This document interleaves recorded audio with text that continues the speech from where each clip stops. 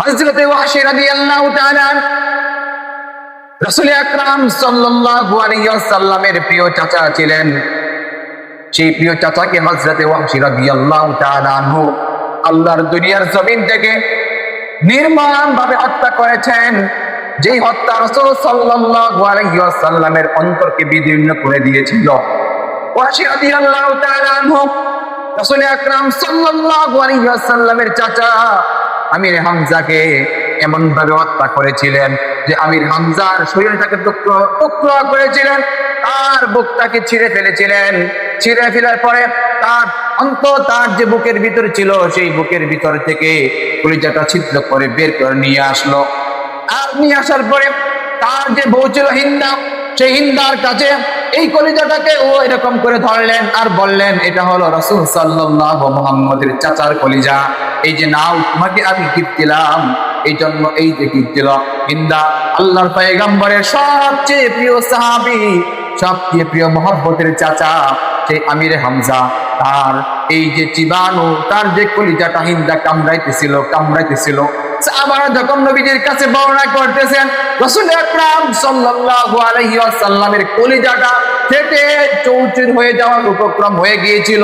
এমন করে হিন্দা যখন রাসূল সাল্লাল্লাহু আলাইহি ওয়াসাল্লামের প্রিয় মানুষটার কলিজা এমন করে চাবাইতেছিল, রাসূল সাল্লাল্লাহু আলাইহি ওয়াসাল্লাম চোখ বন্ধ করে দুটা চোখের পানি ছেড়ে দিয়ে আল্লাহকে শুধুমাত্র জানাইলেন, আর কাউকে বলেন নাই। এবার সেই রাসূল আকরাম সাল্লাল্লাহু আলাইহি ওয়াসাল্লাম ফতে মক্কা হয়ে গেল, মক্কা বিজয় হয়ে গেল। মক্কা বিজয়ের পরে ওয়াহশী রাদিয়াল্লাহু তাআলা আনহুকে আল্লাহর পয়গম্বর বললেন, মক্কার যে কোনো প্রান্তে যে কোনো জায়গার ভিতরে ওয়াহশীকে পাও, সেই ওয়াহশীকে সেই জায়গা থেকে তোমরা ধরবা আর ওয়াহশীকে কতল করবা। এটা রাসূল সাল্লাল্লাহু আলাইহি ওয়াসাল্লাম আদেশ দিয়েছিল সাহাবাদের। হযরত ওয়াহশী তখন পর্যন্ত ইসলাম ধর্ম গ্রহণ করেন নাই। আল্লাহর নবী মুহাম্মদ সাল্লাল্লাহু আলাইহি ওয়াসাল্লামের কথা তার কানে চলে গেল। মক্কার ভিতরে ঘোষণা করলো, ফতে মক্কা, মক্কা বিজয় হয়ে গিয়েছে, ওয়াহশীকে যেখানে পাইবা সেখানে তাকে হত্যা করবা। এই কথা শোনার পরে হযরতে ওয়াহশী রাদিয়াল্লাহু তাআলা তখন ইসলাম ধর্ম গ্রহণ করেন নাই। ওয়াহশী কি করলো? তার মাথার উপরে একটা কাপড় ছেড়ে দিল, চাদরটাকে বুকের উপর দিয়ে দিল, নিজেকে আত্মগোপন করে আল্লাহর নবী মুহাম্মদ সাল্লাল্লাহু আলাইহি ওয়াসাল্লাম মসজিদে হারামের ভিতরে বসা আছেন, মক্কার ভিতরে বসা আল্লাহর পয়গম্বরের কাছে। এবার ওয়াহশী এসে বললেন, ওগো মুহাম্মদ সাল্লাল্লাহু আলাইহি ওয়াসাল্লাম, আপনি কি আমাকে চিনতে পারলেন নাকি? মুহাম্মদ বললেন, না, তোমাকে চিনতে পারি নাই। এবার ওয়াহশী তার মুখের উপর থেকে কাপড়টা সরাইয়া দিলেন। সরাইয়া দেওয়ার পরে হযরতে ওয়াহশী রাদিয়াল্লাহু তাআলা আনহুকে দেখে আল্লাহর পয়গম্বর বললেন, তুমি কি ওয়াহশী নাকি? বলল, হ্যাঁ আমি ওয়াহশী, কি চাও আমার কাছে? আল্লাহর পয়গম্বর, আমি যে অপরাধ করেছি, আমি যে অন্যায় করেছি, আমি যে জুলুম করেছি, আমি যে ইসলাম পূর্বে যে অত্যাচার জুলুম করেছি, আমি যদি ইসলাম ধর্ম গ্রহণ করি, আমার রব, আপনার রব আল্লাহকে আমার সেই গুনাহগুলোকে মাফ করবে কিনা? হযরত ওয়াহশী রাদিয়াল্লাহু তাআলা আনহুর কথা শুনে আল্লাহর পয়গম্বর জনাবে মুহাম্মদ সাল্লাল্লাহু আলাইহি ওয়াসাল্লাম বললেন, তুমি যদি ইসলাম ধর্ম গ্রহণ করো, আল্লাহ সুবহানাহু ওয়া তাআলা এই ইসলাম ধর্ম গ্রহণ করার কারণে তোমার পিছনে সমস্ত গুনাহগুলোকে আল্লাহ রাব্বুল আলামিন মাফ করে দিবে।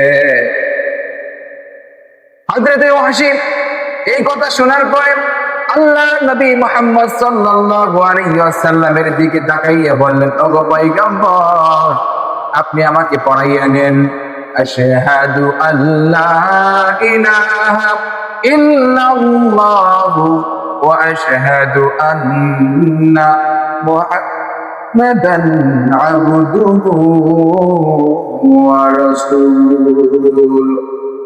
হযরত ওয়াহশী আল্লাহর নবী মুহাম্মদ সাল্লাল্লাহু আলাইহি ওয়াসাল্লামের হাতে হাত রেখে ইসলাম ধর্ম গ্রহণ করলেন।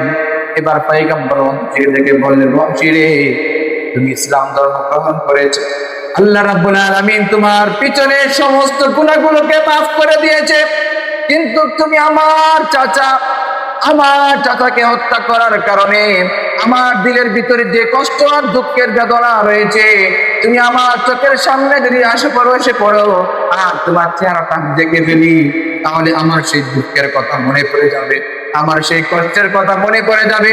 চাচার কথা ভেবে তোমার জন্য যদি কষ্ট লাগে, তাহলে হতে পারে তোমার জন্য আল্লাহ রাব্বুল আলামিন নারাজ হয়ে যেতে পারে। এজন্য তুমি পিছনে থাকবা, আবার সামনে আসবা না।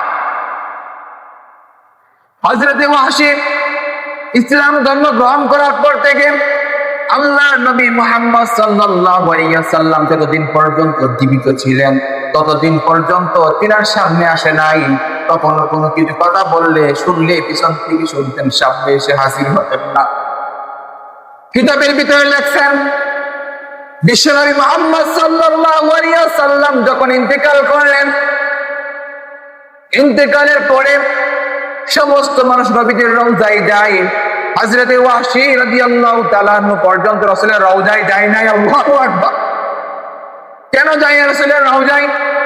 কারণ আমার আপনার নবী মুহাম্মদ সাল্লাল্লাহু আলাইহি ওয়াসাল্লাম কবরের ভিতরে শুয়ে শুয়ে সব কিছু দেখতে পান। তিনি জীবিত অবস্থায় আছেন। কথা বলেন ঠিক কি ঠিক কিনা? আহলে সুন্নাত ওয়াল জামাতের আকীদা হলো আল আম্বিয়াউ আহইয়াউন ফিল কবুরিহি, সমস্ত নবী এবং রাসূলগণ তাদের কবরের ভিতরে জীবিত আছে, তারা আমাদের দেখতে পান। কথা বলেন ঠিক কি ঠিক কিনা? আল্লাহর পয়গম্বর রওজার ধারে শুয়ে আছেন, সেজন্য হযরত ওয়াহশী রাদিয়াল্লাহু তাআলা আনহু আল্লাহর নবীর রওজায় যায় না। তার দিলের ভিতরে কষ্ট, যদি আল্লাহর নবীর কাছে যাই, রওজায় যাই, যদি আল্লাহর পয়গম্বর আমাকে দেখার পরে রওজার ধারে থেকে আমার জন্য কষ্ট পায়, আর যদি আমার নবী কষ্ট পায়, আল্লাহ কষ্ট পাবে। কথা বলেন ঠিক কি ঠিক কিনা? আমার আল্লাহ কষ্ট পাবে, এই জন্য হতে পারে আমার জন্য নাফরমানির কারণ হয়ে যাইতে পারে। এই জন্য মনের ভিতরে দুঃখ আর কষ্ট মারাত্মক হৃদয় নিয়ে হযরত ওয়াহশী রাদিয়াল্লাহু তাআলা জীবন যাপন করতেছিলেন। হঠাৎ করে শুনলেন মুসাইলাতুল কাজ্জাব নামে একজন ব্যক্তি মিথ্যা নবী দাবি করেছেন। আর মিথ্যা নবী দাবি করার কারণে এই মক্কার ভিতরে একটা বিভ্রান্ত মশল শুরু হয়ে গেল। রাসূল সাল্লাল্লাহু আলাইহি ওয়াসাল্লাম বলেছেন, আনা খাতামুন নাবিয়িনা লা নাবিয়্যা বা'দি, আমি হলাম শেষ নবী, আমার পরে আর কোনো নবী আসবে না, আমার পরে আর কোনো রাসূল আসবে না। আমার দ্বারা আল্লাহ রাব্বুল আলামিন নবুয়তের দরজাকে চিরতরে বন্ধ করে দিয়েছেন। এই কথা হযরত ওয়াহশী জানে কি জানে না? বলেন, কথা বলেন, জানে কি জানে না? হযরত ওয়াহশী নবীর কথা মনে পড়ে গেল যে এই ব্যক্তি নিজেকে নবী দাবি করবে, দাজ্জালুন কাযাবুনা, সেই ব্যক্তি হলো দাজ্জাল। আর সেই দাজ্জালকে হত্যা করাই হলো ফরজ। আর আমার দ্বারাই এই কাজটা করতে হবে। আর নবীর শানকে যে ব্যক্তি নষ্ট করতে যায়, ওই ব্যক্তির কল্লা দুনিয়ার জমিনের ভিতরে রাখা যায় না। কথা বলেন ঠিক কি না? নবীর শান নষ্ট করার জন্য মুসাইলাতুল কাজ্জাব মিথ্যা নবী দাবি করলেন। হযরত ওয়াহশী রাদিয়াল্লাহু তাআলা আনহু ওই বল্লমটাকে হাতের মধ্যে নিলেন, যেই বল্লমটা দিয়ে হযরতে হানজালা রাদিয়াল্লাহু তাআলা আনহুকে শহীদ করেছিল, সেই শহীদ হওয়ার যে বল্লমটা ছিল, সেই বল্লমটা হাতে নিলেন। নেওয়ার পরে আল্লাহর পয়গম্বরের সাহাবী চলে গেলেন সামনের দিকে, আর পিছু হটলেন না। এই তলোয়ার দিয়ে, এই বল্লম দিয়ে, এই খঞ্জর দিয়ে মুসাইলামাতুল কাজ্জাবকে শেষ করে দিলেন চিরতরে। আর তিনি তখন দাঁড়াইয়া একটা উঁচু জায়গার ভিতরে বললেন, এই তলোয়ার দিয়ে আমার জীবনের সবচেয়ে বড় শ্রেষ্ঠ মানুষ যিনি ছিল, খায়রুন নাসি উকতুলু, আমার এই বল্লম দিয়ে সবচেয়ে বড় খারাপ মানুষটাকে আমি হত্যা করেছি। আর আমার এই তলোয়ার দিয়ে সবচেয়ে ভালো মানুষটাকে হত্যা করার জন্য আমি আজকে এই তলোয়ার দিয়ে, আমার তলোয়ার দিয়ে পৃথিবীর ভিতরে সর্বনাশ খারাপ মানুষটাকে হত্যা করলাম। এই কথা বলার পরে হযরতে ওয়াহশী রাদিয়াল্লাহু তাআলা আনহু বাড়ি চলে গেলেন। আল্লাহর নবী মুহাম্মদ সাল্লাল্লাহু আলাইহি ওয়াসাল্লাম হযরতে ওয়াহশী রাদিয়াল্লাহু তাআলা আনহুকে স্বপ্নে দেখে দেখাইলেন, ওগো আমার ওয়াহশী, তোকে আমি কত ভালোবাসি তুই তো জানিস না। সমস্ত মানুষ আমার মদিনায় আসে, সমস্ত মানুষ আমার রওজায় জিয়ারত করার জন্য আসে, সমস্ত মানুষ এসে আসসালাতু ওয়াসসালাম আলাইকা ইয়া রাসূলুল্লাহ, আসসালাতু ওয়াসসালামু আলাইকা ইয়া হাবিবাল্লাহ। ওগো ওয়াহশী, তুই তো কোনদিন আমার কাছে রওজার ধারে এসে আমার সাথে সাক্ষাৎ করস নাই। ওগো ওয়াহশী, আয় আয় আমার রওজার ধারে আইসা আমাকে সালাম দে। আল্লাহর পয়গম্বর বললেন, তুই যে আমার ভাতিজাকে, আমার চাচাকে হত্যা করেছিলি, আজকে সেই হত্যার যে কষ্ট পেয়েছিলাম মুসাইলামাতুল কাজ্জাবকে হত্যা করার কারণে আমি আল্লাহর পয়গম্বরকে এই হত্যার কথা ভুলে গেলাম। আয় আমার কাছে আয়। আল্লাহর পয়গম্বর স্বপ্ন দেখে হযরতে ওয়াহশী রাদিয়াল্লাহু তাআলাকে জানিয়ে দিলেন। সুবহানাল্লাহ। হযরতে ওয়াহশী রাদিয়াল্লাহু তাআলা আনহু ইসলাম কবুল করার পূর্বে ইসলামের সর্বশ্রেষ্ঠ মানুষটাকে হত্যা করেছিলেন, তার নাম কি ছিল বলেন তো? আবার ইসলাম ধর্ম গ্রহণ করার পরে ইসলামের সবচেয়ে বড় দুশমন, তার নাম কি ছিল বলেন তো? সেই মুসাইলামাতুল কাজ্জাবকে হত্যা করেছেন। কেমন আশিক রাসূল ছিল হযরতে ওয়াহশী রাদিয়াল্লাহু তাআলা, আবু জাহেলের ছেলে, ঠিক কি না? এই জন্য আল্লাহ রাব্বুল আলামিন জানিয়ে দিলেন, আল্লাহ পয়গম্বরকে যারা মহব্বত করে, আল্লাহ নবীকে যারা ভালোবাসবে, আল্লাহ নবী মুহাম্মদ সাল্লাল্লাহু আলাইহি ওয়াসাল্লাম স্বপ্নের যুগে হলেও তার বাড়িতে এসে ওই বান্দা আশিক রাসূলের সাথে সাক্ষাৎ করে। সুবহানাল্লাহ।